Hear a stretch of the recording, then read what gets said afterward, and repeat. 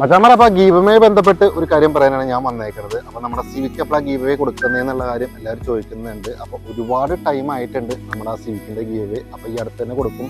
അപ്പോൾ നല്ലൊരു ഫോളോവേഴ്സ് ആയി കഴിയുമ്പോൾ നമ്മുടെ സിവിക്ക് കൊടുക്കാമെന്ന് പറഞ്ഞിട്ടുണ്ട്. അപ്പോൾ മച്ചാമാരെ പിന്നെ അത് മാത്രമല്ല ഒരുപാട് ഗീവേസ് നമ്മുടെ സോഷ്യൽ മീഡിയയിൽ ഇപ്പോൾ കാണുന്നുണ്ട്. അപ്പോൾ ഒരുപാട് ഫ്രണ്ട്സ് എൻ്റെ അടുത്ത് മെസ്സേജ് അയച്ചും കോളൊക്കെ ചെയ്ത് ചോദിക്കാറുണ്ട് ഇതൊക്കെ ഒറിജിനലാണോ എന്നുള്ളത്. അപ്പോൾ ഇതൊക്കെ ഒറിജിനൽ തന്നെയാണ്. പരമാവധി എല്ലാ ഗീവേയിലും നിങ്ങൾ പങ്കെടുക്കുക, പാർട്ടിസിപ്പേറ്റ് ചെയ്യുക.